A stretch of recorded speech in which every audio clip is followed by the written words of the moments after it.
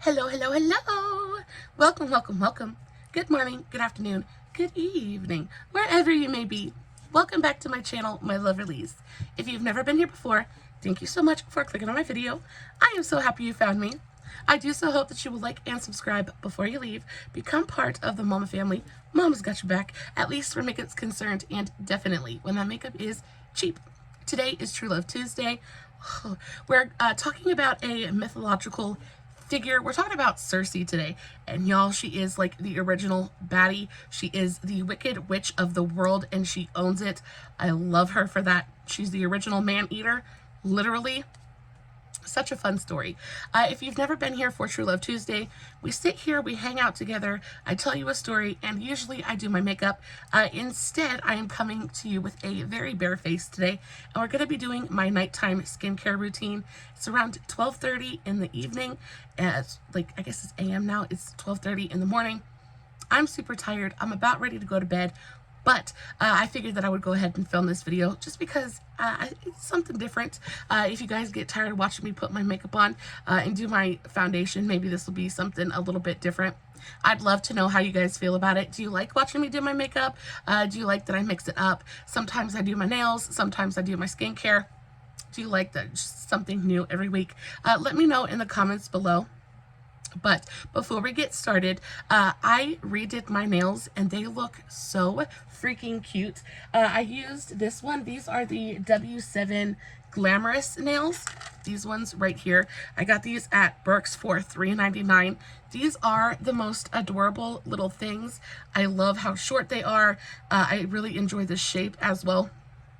Super, super cute and very different from the set I had on earlier. But in case you've been looking at these and wondering if they're any good, so far they look super, super cute. I really, really enjoy these.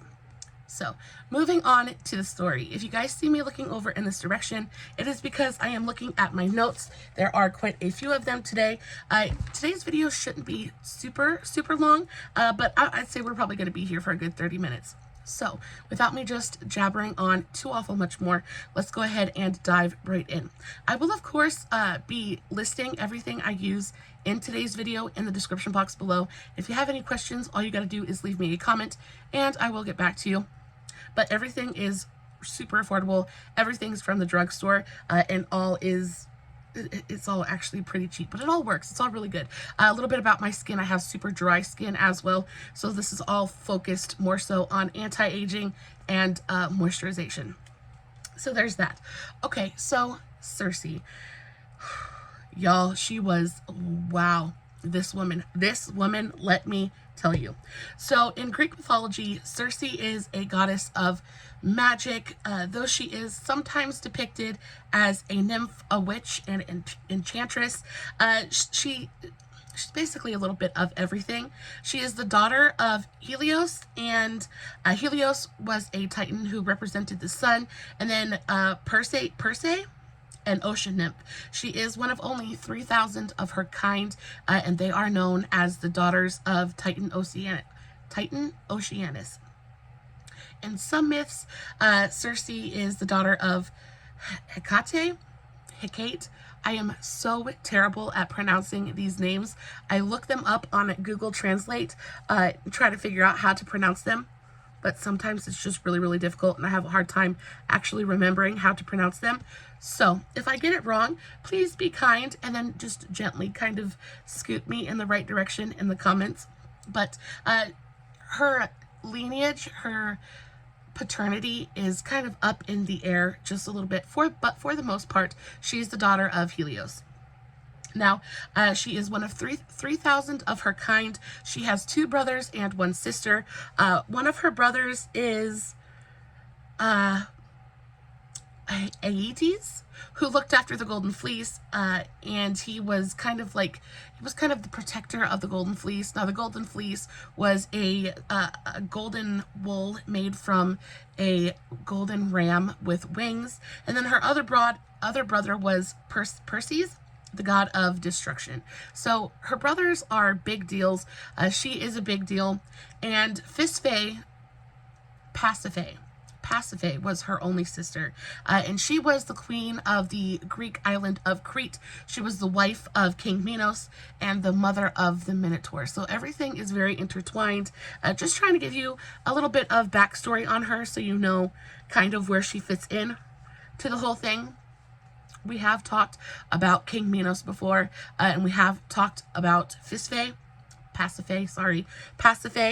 We did touch a little bit on the Minotaur, but yeah. So the mother of the Minotaur was her sister.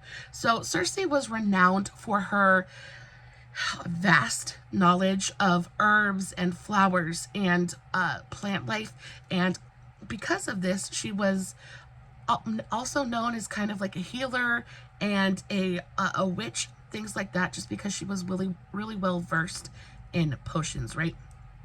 She could heal you just as quick as she could hurt you. And she had flashing gold eyes that shot rays of light, as did most of her sisters. And then she had hair like the fiery rays of the sun. She was absolutely gorgeous. A really beautiful figure in mythology, as most of them are, right? Circe was possibly the most dangerous woman a man could come across ever. She had a distinct disdain for the male gender, and I don't know why that is. I think a lot of that has to stem from her first husband. She was forced to marry a king, and she was not happy, and she actually ended up unaliving her husband, and because of that, she made her daddy very mad, and her father actually ended up exiling her to the island of Aea, and which became her home for the rest of eternity. Now, Aea was basically an island in the middle of nowhere, and it basically just looked like a rocky, barren, desolate kind of place. But she was able to really transform it, and she made it her home. She had her own throne. She had a giant stone mansion right in the center of the forest that covered the island, and it really just kind of made it her own oasis. And she filled it with all kinds of beasts. Now, this is the mythological world, so she's in the middle of nature. So, and of course she's like a queen in her own right. So, of course she is serviced by all kinds of woodland nymphs, and they kind of do her bidding. They're kind of her minions, and they're the ones that bring her herbs and things so that she can make her potions. She was known for seducing men, luring them to her island, and then never letting them go. Circe was exiled by her father because she had unalived her husband to the Isle of Aea as punishment. And then, she kind of had this thing where somehow these ships full of men would wash ashore of her island and never be heard of again. And even though she surrounded herself with wild beasts, somehow they seemed to act like they were pets, really. They didn't have that wild beast mentality. They were not ferocious. They were not scary. They kind of lounged about with this sense of utter devotion to her, and acted like the most domesticated, tamest pets you've ever seen. And a lot of people thought that maybe, she had kind of cast a spell on them, weren't quite sure what was going on, but the people who really knew Circe knew that there's a reason these animals acted the way that they did. So where Circe is most recognizable is from Homer's Odyssey, right? And Odysseus and his men kind of wash ashore, and this whole big story happens. We're going to talk about it. Circe is best known for Homer's Odyssey, and disheartened and dispirited from their horrendous encounter with man-eating giants, Odysseus and his crew wash ashore to the Isle of Aea, and they've been pretty much lost at sea. They're pretty much miserable, and just the fact that they finally see land and they're finally off the ocean and off the boat is kind of like hallelujah, praise Jesus. But they wash ashore on this island, and the first thing they see is a very stony, rocky shore. They don't really see any signs of life.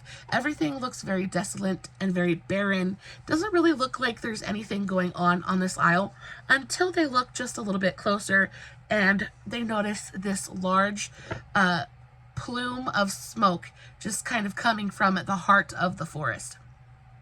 Now, again, they've been lost at sea for a good long while, and, you know, there are a lot of sick and injured on the boat, but they've got to see if they can find food and water and shelter, things like that.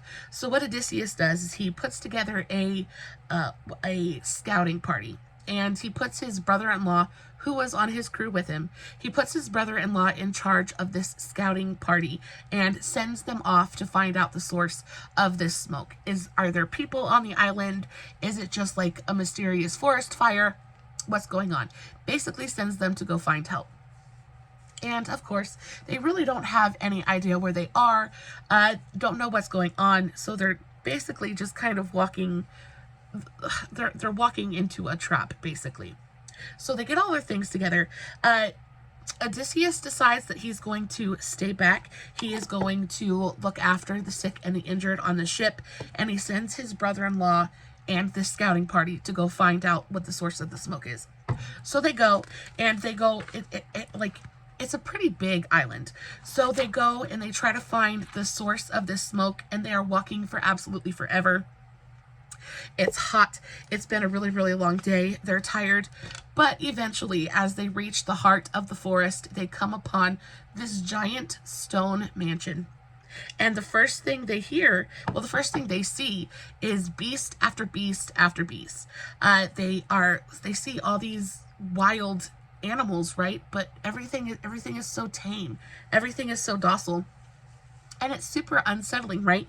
Because obviously, initially, you would be completely terrified of lions and tigers and bears, oh my. But after getting over the initial shock of seeing all of these animals, they then hear probably the sweetest sound they've ever heard that has ever graced their ears. They hear this absolutely gorgeous, like, melodic voice just floating to them. And of course, it's Circe. Circe is sitting there singing to the sailors, basically guiding them to her, though that they don't know that that's what she's doing. And as they come closer and step fully into the clearing, here comes Circe. She comes walking out of her mansion in all of her glory, singing melodiously and just kind of putting these sailors at ease, kind of disarming them. And she greets them. She welcomes them with open arms. She says, welcome to my island. You've reached the island of Aea. Welcome. You know, she's a witch, so she basically knows what's going on. You must be so tired and so thirsty. And she invites them to come inside. Now, brother-in-law was a smart man, because this man's like, there's something fishy going on here. What is with all of these animals? Why do you have all of these beasts? He basically suspected danger. He was like, there's something not right here. Why is this woman just living in this big giant mansion in the middle of a forest, in the middle of the ocean? Like, what is going on here? Something is not as it seems. But of course, the scouting party are basically delirious at this point. It's completely difficult for them to even just take another step, let alone really have the cognitive ability to really discern that maybe something's not totally right here.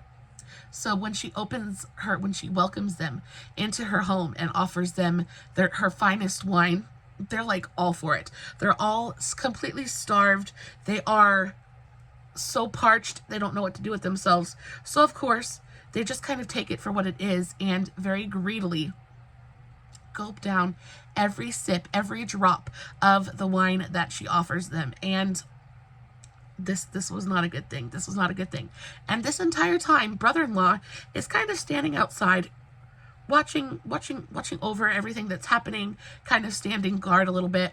And the very second that the last sailor swallows the last drop of wine, Circe whips out her wand and turns them all into pigs. Now, this is Circe's kind of favorite thing to do with men. Her favorite thing is to whip out her wand. She kind of like gets them all comfy, makes them feel like everything's great and fine with the world, whips out her magic wand and turns them into some kind of beast. Which is where all of the lions and wolves and bears on her island come from. She has a veritable zoo on her island, and these are all the men that have washed up throughout the years. And she's just kind of turned them into her own personal pets. Now, when the brother-in-law sees this, he turns tail and he runs. He runs. He is not even gonna, he doesn't take a second look. He doesn't look back. He doesn't stop running until he gets back to the shore and back to Odysseus. And he's like, he doesn't even know what to say, right? He doesn't even know how to relay to Odysseus that this is what happening. This is what just happened. Because it's kind of like mind-blowing. But he gets back to the ship. He tells Odysseus that there is a witch. There's a beautiful witch who sang to us and offered us wine. And then she turned the entire crew into pigs. And I don't know what to do. And, you know, Odysseus is just like, okay, well, we can't let this stand. We got to go get our men. You know, and of course they don't have the supplies. If they get back on the boat and go back out to sea, they're dead men anyway. They have no food. They have no water. So at this point, he basically doesn't have a choice. So he gets the brother-in-law to lead him back up to Circe's castle. And again, when they get back to the castle, Circe does the same exact thing. Luckily for Odysseus, though, on his way back through the forest, he is kind of met halfway by the god Hermes, I think it was. Yeah, but he was met by Hermes. And Hermes tells him, listen, I know exactly what's going on. Her name is Circe. She's an enchantress, and she's kind of bad news, especially if you're a male. But what he does is he gives Odysseus a magical black-rooted, white-flowered plant called moly. I think it's either molly or moly. He gives him this special herb, and he says that this herb is going to protect you from anything that Circe could ever do to you. And though Odysseus is a little bit skeptical, it's Hermes. He is, the messenger to the gods, and certainly Hermes wouldn't lie to him, right? So he takes this plant and he continues on his way to Circe's stone mansion. Now, again, once he gets there, he is greeted with the same welcome as his crew was. He walks into the clearing and he hears Circe's beautiful melodic song, and he's kind of lulled into this sense of peace and security, but he has to keep his wits about him because he knows that this is just the beginning. This is how it starts. And again, Circe welcomes him into her home with open arms. Now, he goes in because he is aware that he is protected and there's nothing that Circe can do to him.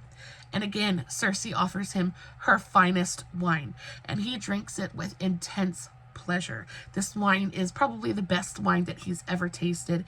It has quenched his thirst in a way that his thirst has never been quenched before. And again, as he swallows the last drop of wine, Circe whips out her wand. Well, Odysseus knows what's coming. So the minute she whips out her wand, Odysseus whips out his sword. And she is shocked to find that she has no power over him. Her spell, her enchantment isn't working. And she's kind of like, she's stunned stupid a little bit. She's stunned silent.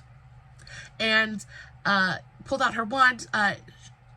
Okay, so she's kind of stunned that nothing is happening. But why is he immune to her charms? And because she's so stunned, now Odysseus has the upper hand because she's powerless, but he has a sword and he can still harm her. So what he does is he makes her swear. He makes her swear that she won't do anything to hurt him further. She'll never do anything again to ever try to harm him. And of course she agrees. But on top of the fact that she's kind of stunned, speechless, she's also kind of intrigued. No man has ever stood up to her that way before. Usually a man just kind of falls into her web. She does whatever she wants to with him and has never really had a reason to have any kind of respect for a man before. But here comes Odysseus, and he's something different, and she starts to feel some type of way. get this on my upper lip because I can't do it while I'm talking. She starts to feel some type of way. And she is kind of odd. She's maybe not odd, but she is impressed. She is impressed by his loyalty to his men. She is impressed by his bravery. So she vows that she will never do anything to harm him again. And then she offers her unending, like, loyalty and devotion to him. She kind of propositions him in a way. She swears that she'll never hurt him again, and taken aback by his bravery and loyalty to his men, she offers Odysseus her sincere love and devotion. And you got to remember, this man has been at sea for a very, very long time, and, you know, she's a beautiful woman, so of course he accepts. And this starts a very complicated kind of love affair between Odysseus and Circe. What actually ends up happening is he demands that Circe return his men to their proper form, and she does. She returns his men to their proper form, sends them on their way, and her and Odysseus enter into a little over a year-long love affair. But, you know, all good things must come to an end, and towards the end of the year, Odysseus is like, starts getting antsy. He starts getting really restless because he has a wife. In the mortal world, he has a wife and he has children. He has a life he's got to get back to. And though Circe would, you know, rather have him stay there for the end of eternity and be, you know, hers, she understands and she lets him go. Well, during this time, they have children together, and it's just kind of a big kerfuffle. But he gets all of his men, they get back on the ship, and they sail back to the mortal world. The thing about it is I think that they had a little bit of a lasting love affair, or he must have come back and visited her, something of the sort, because they ended up having 3 children in total. And if you read all of the myths and things like that, the timelines don't really add up. So I think what happened is she let him go and let him go back to his life and his wife, but he kind of made the trip back and came and saw her on and off throughout the years. And then what ends up happening is he leaves for the final time, and he leaves his 3 sons with their mother. And what happens is their youngest child actually ends up growing up, and he decides that he wants to leave the island, and her mother hands him a sword and tells him who his real father is and tells him where to find his father, and basically sends him to go find Odysseus.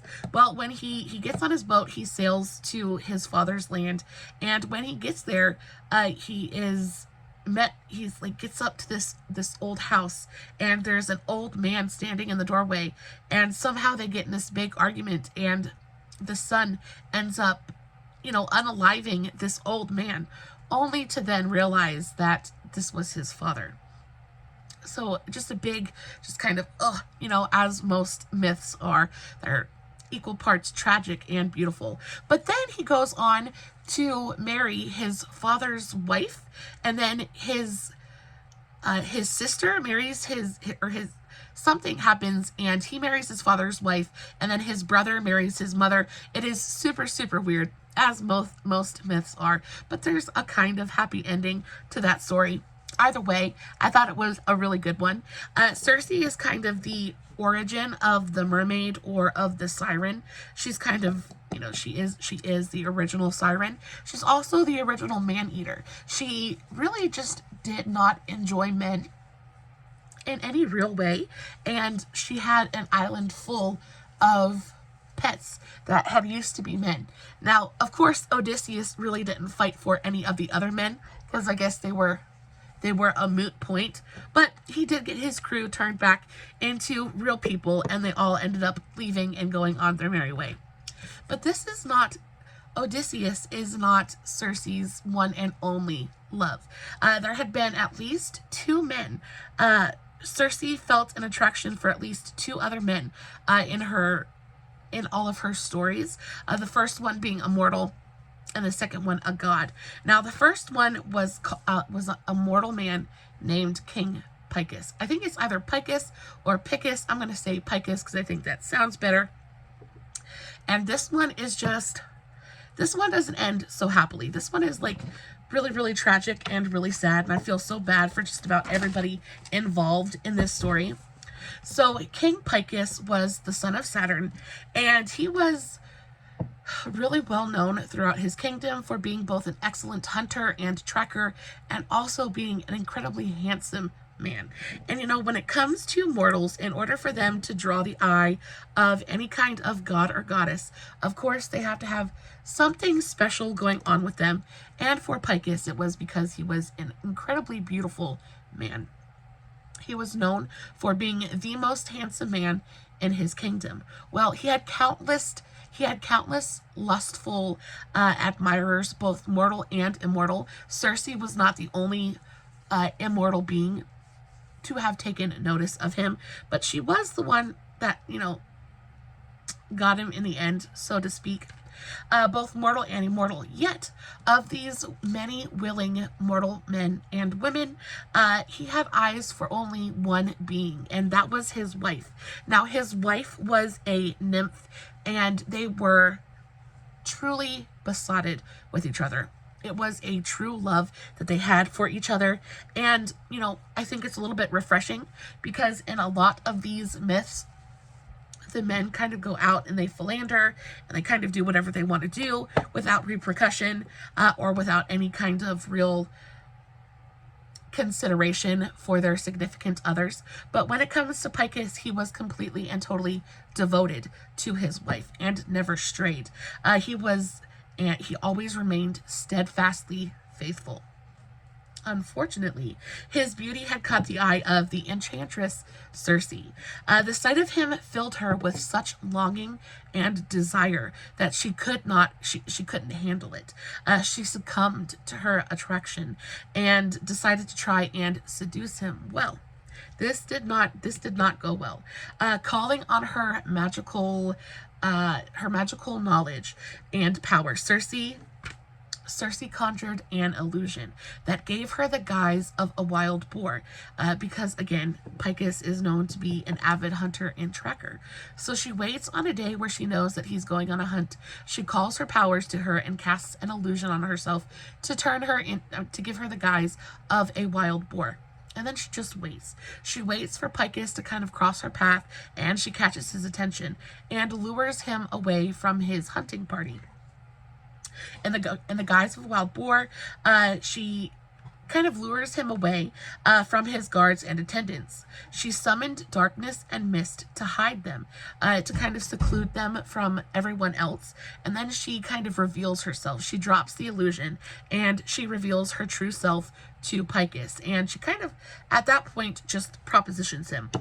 And, you know, Circe's not used to being told no. And, you know, she's absolutely stunning. She's a beautiful woman. She's a beautiful creature. And, you know, not many men would tell her no. But Picus did. Picus was completely just unimpressed with her visage and tried to be gentle about it because, again, this is a powerful being. But he did tell her firmly that he was not interested. And of course, Circe was enraged. She was absolutely livid. And at this point, she was like, oh no, this is not happening. She says, you will learn what a woman in love who is injured can do. And I am certainly an injured woman in love. Circe then turned twice to the west and twice to the east.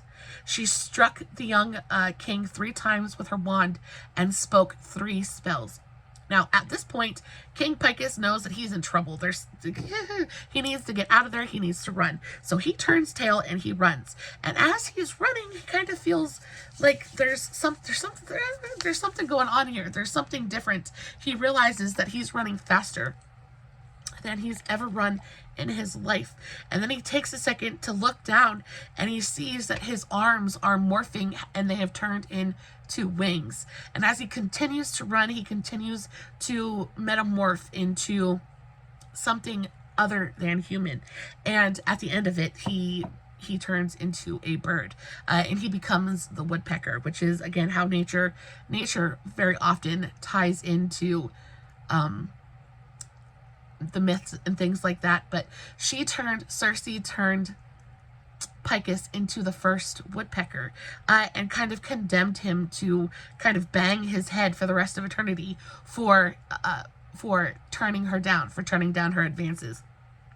That's kind of the end of that. But you have to remember that what happened to his wife? Well, when his wife found out that Picus had been propositioned by Circe, and that because he had turned down the enchantress, she had turned him into a woodpecker, and she broke.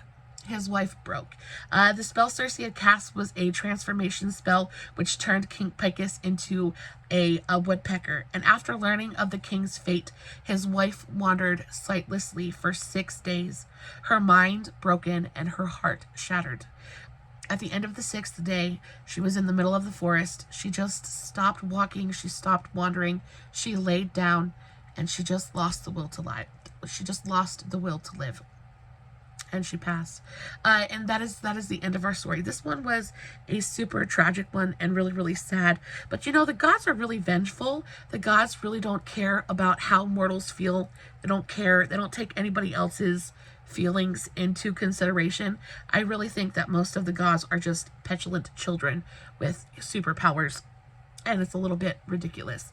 But that's the end of today's story. Let me know in the comments below if you've heard this one before. Did you enjoy today's story? I really enjoyed telling it. I always love learning a little bit of something new, and I try to pick myths that maybe aren't super common, so maybe you haven't heard it a million times before. I did get most of my skincare done. The only thing I have left to do is just a little bit of a moisturizer, but I'm going to mix in a little bit of self-tanner with my moisturizer. I'm using the Skin Chemist's London Wrinkle Killer Night Moisturizer. This stuff is so good. I picked it up at Burke's.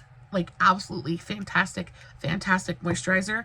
But I'm going to mix it with just a little bit of this Jergens Natural Glow Gradually Tanning Face Moisturizer. This stuff is incredible. The littlest bit gives you the most gorgeous supernatural color. I am a little bit weary of self-tanners just because they tend to turn me very, very orange, but this one has such a beautiful undertone to it. It ends up looking so natural on my skin tone. I love it so much. I just take the tiniest bit of this and mix it in with my regular moisturizer, and I just slather it all over my chest and my arms and my face. It looks so good. I don't have to worry about streakiness, anything like that. I don't have to worry about using a mitt, things like that. It's just so nice. I will, of course, list everything in the description box. Thank you so much for being here today, guys. I hope you have a beautiful, wonderful, magical rest of your day. Don't forget to give this video a big old thumbs up before you leave. Let me know you're liking the content. As always, no filters, no edits, no fancy lighting. It's just me sitting in front of my camera telling you guys an epic story. Hoping you guys are enjoying what I'm doing. And until next time, stay safe, take care of yourselves, and remember, you're important. Bye.